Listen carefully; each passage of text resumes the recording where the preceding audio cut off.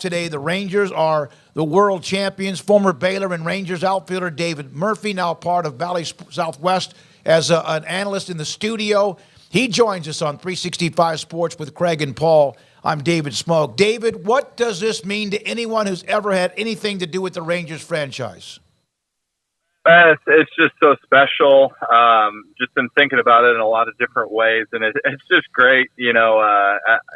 Obviously baseball is just a sport, but at times like this, when a game means so much to you, it's easy to get poetic, right? Yep. And I think more than anything, I'm proud of the team, the coaching staff, everybody, obviously the players, and I'm just so thankful for the fan base.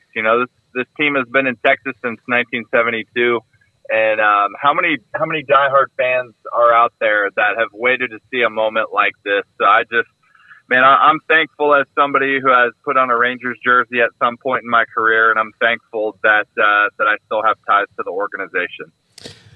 David, Bruce Bochy came out of retirement. I mean, he might have staked a claim to being the greatest manager ever with what he did this year and the way he was able to come into a team that lost 94 games and bring just so much cohesiveness and trust and things that just weren't there a year ago. When you watch him as a former player and the way that he navigates through things, I'm watching the series sometimes thinking like, oh, well, that's not a good decision. Then reminding myself like, well, Bruce Bochy made it, so it'll probably work out in the end. Yeah, I mean, he just track record speaks for itself, and I think it's easy for us to talk about, what we see on camera when the camera goes to him and maybe his calm or the moves that he makes or whatever. I have a feeling that so much of what he does and the majority of his impact is what we don't see, because he's the one that sets the tone in the clubhouse. He sets the morale. And baseball over the course of a 6-month season, you throw in a month on the front end for spring training, and now you throw a month on the back end. So that's a long 8 months. Those guys are together a bunch. And so they're a family, and all of that culture, that chemistry, all of that starts with him. So when you get the results, it's hard to imagine that he didn't do wonders for the clubhouse and obviously for the finished product that you see on the field. David, as somebody who's been on a team that's made it to the World Series, the Rangers obviously had their highs and lows during this season, dealing with injuries and whatnot. When did you get a sense that, like, hey, this team's got a little something extra to them? Yeah, it didn't take very long to notice that there could be something.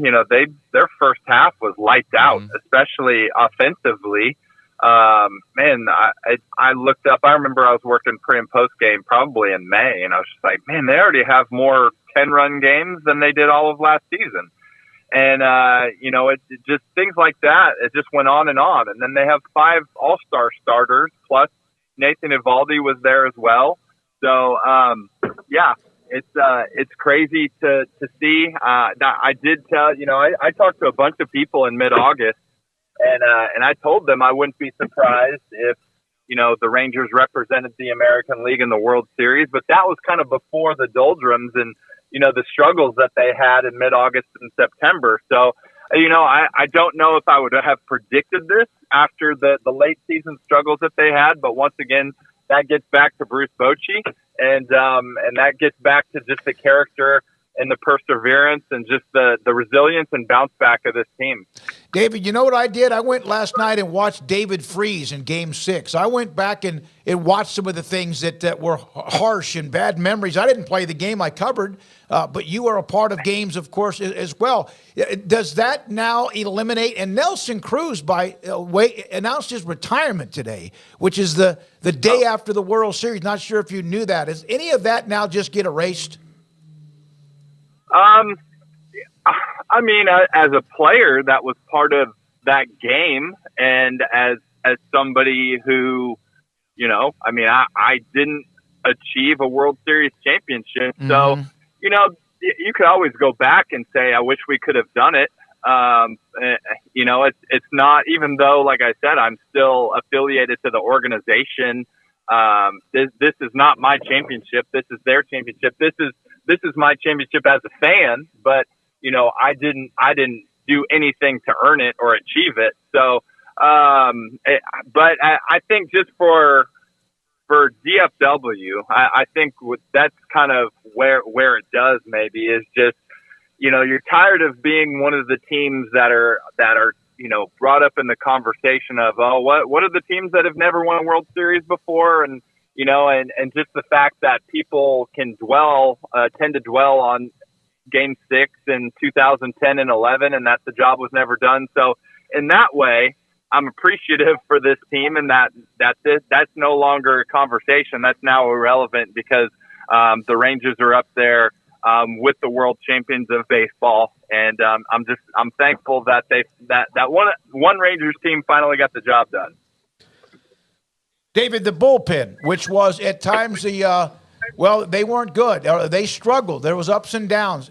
How they just turned it on when they had to at the moment, and may have been as much of a part of what they did in this series against Arizona as most anybody. Was that Bochy working his magic, Mike Maddox working his magic, or is it just time for them to pitch better? I think it was probably a little bit of everybody, but I think if you see these type of results, you realize what they were capable of all season long.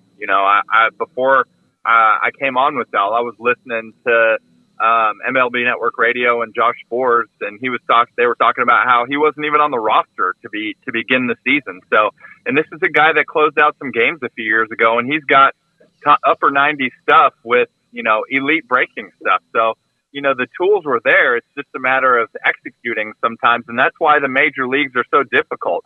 How many guys that are supremely talented do we never really remember or know the names of because they just weren't able to execute?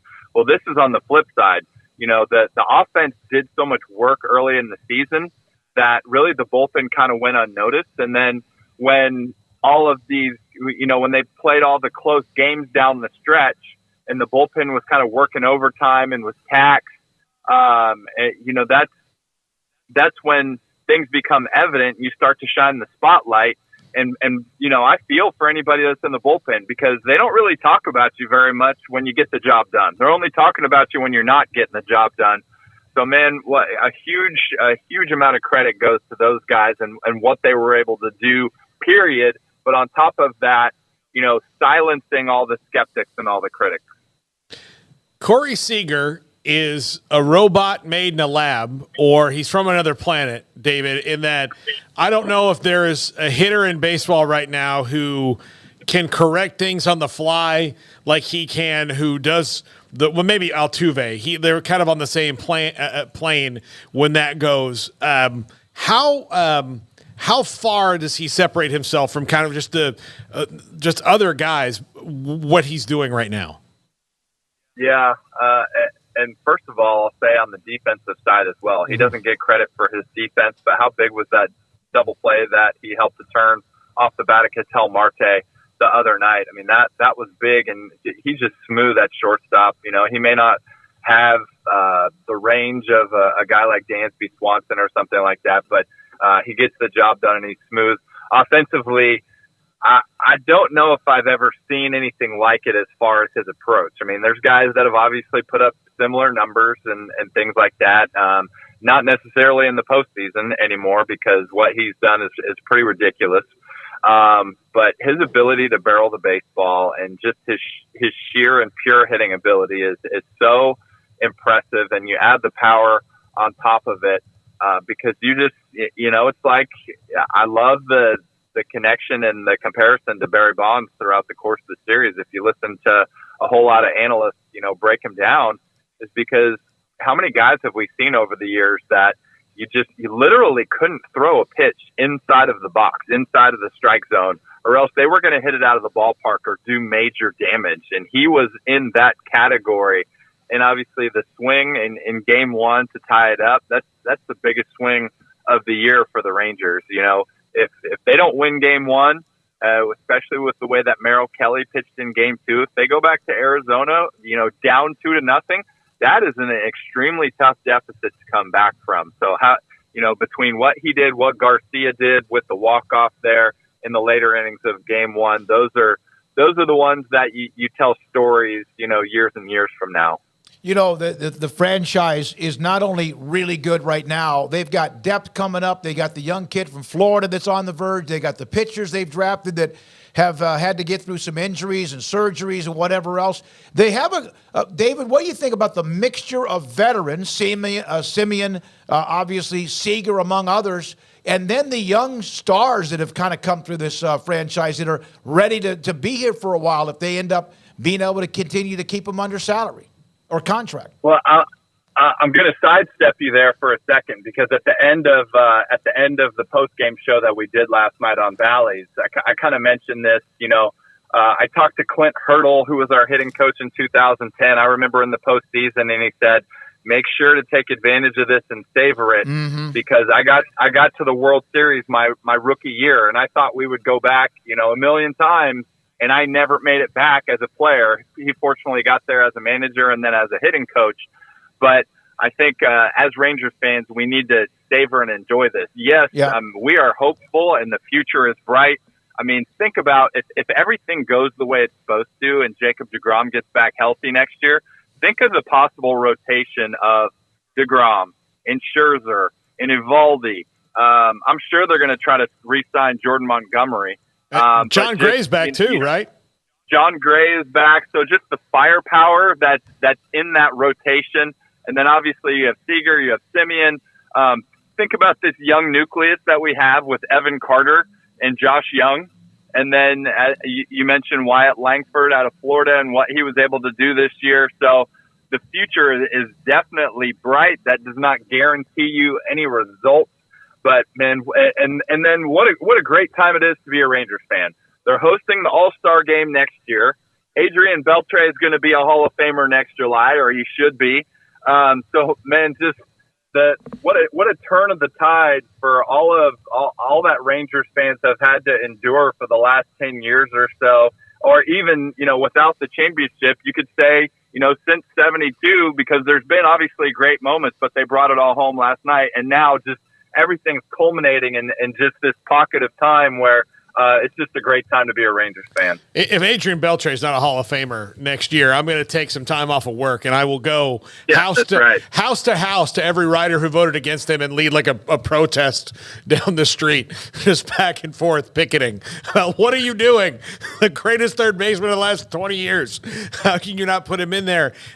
You mentioned appreciating the run when you have it. When you do look back on all the great things you got to do in your career, how much does that, even though I know you guys didn't win, does that season stick out to you when you think about it? It really does. And the teams and the guys, and you know, we had something special. And you know, there's even been conversations and texts and things pop up, you know, comparing our teams to this team, which I think just comparing players and comparing teams across generations, even though it was just 12 and 13 years ago, it's just incredibly hard to do. But at the end of the day, we had two shots at it. We didn't get it done, and they got it done. But you know, I'm just thankful. You look at what I was an average major league player, and you look at some of the names, obviously the ones with Texas stand out. I got to play with Adrian Beltre, Josh Hamilton, Michael Young, Ian Kinsler. We'll throw Vladimir Guerrero in there. Cliff Lee, was traded here in 2010. And beyond that, I played in Boston a little bit with Big Papi and Kurt Schilling and Manny Ramirez. I got to play, in LA with the Angels with Mike Trout, and Albert Pujols. So, you look back at those Rangers teams and just seeing the talent and just, the way that I always said when I played, the way I put it in perspective is Griffey was my favorite player of all time, and he never stepped foot on a World Series stage.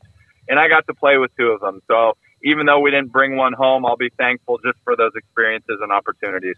David, you mentioned a couple of those young players, and they got a bunch of them, but Josh Young, we got a pretty big Big 12 audience and a lot of Tech fans, and when he was able to come back, it seemed like that gave them a little bit of a boost late.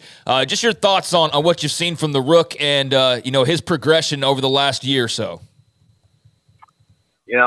I don't know if I've seen a young kid that is so locked in to the game and enjoys it so much, where he set such a good foundation with just this solid rookie season. But if you've seen the guy work and just you've seen kind of his mindset, you have every bit of optimism that he's only going to get better, and that's hard to project with the season that he just had. So, could he cut down on the strikeouts? And there's things that you could pick at it if you really want to, and I think he's only going to improve. But the power all over the ballpark for his age, and being able to hit the ball to right center the way he does, and just to be able to demolish lefties the way that he does, that is definitely one huge reason why the future is bright for the Rangers. I have a lot of great memories of the ballpark in Arlington. I know you do as well, and a lot of people do, and it was a little bit bittersweet when they decided to move. But what were your thoughts on the new place, and how much of an impact do you think that played, having to go, well past 162 and not being out in the heat on a daily basis? Do you think that factored in at all into the run that they had this year? That's a good question because, even though technology is improving, and every time they come up with a new form of turf, and that it's hopefully similar to real grass and helping these players' bodies out, since, we see so many guys, their bodies are beat up after a career playing on so much turf. And, I was even wondering the other day with Adolis Garcia, did the turf have anything to do with that? But, that's something that we'll never know. So maybe you trade the heat for the turf, or I don't know. I definitely missed the other ballpark, but that's obviously it was beautiful, but it's for selfish reasons as well, because I'd love to go back there for another 20 years and remember the good times, the good teams, and what we were able to do. But this new ballpark is beautiful. You've got to give it to ownership for what they've done. Just the entertainment district there, the ballpark, the hotels that are going up, and then just the aggressiveness in free agency and their willingness to put together a championship caliber team. David, I don't know if every summer would be that, but this particular summer where it's 110 every day, I bet you it did feel pretty good not to have to be out there in that. No doubt. David, thank you very much for your time and also your connection to the franchise and your analyst work, and also for what you did when you played at Baylor. We appreciate you a lot. Go Rangers, World Series champions. Have a great rest of the day. Yeah, I always enjoy talking baseball with y'all, and y'all enjoy the championship as well. Yes, sir. Thank you. David Murphy, Rangers TV analyst, also played with the Rangers and the Red Sox, among others, and a part of our show, and was a former Baylor. Bradford, the pitcher for the Rangers, will be a part of our show. I'm pretty sure we'll have him on tomorrow. We have games tonight in the Big 12, a game tonight.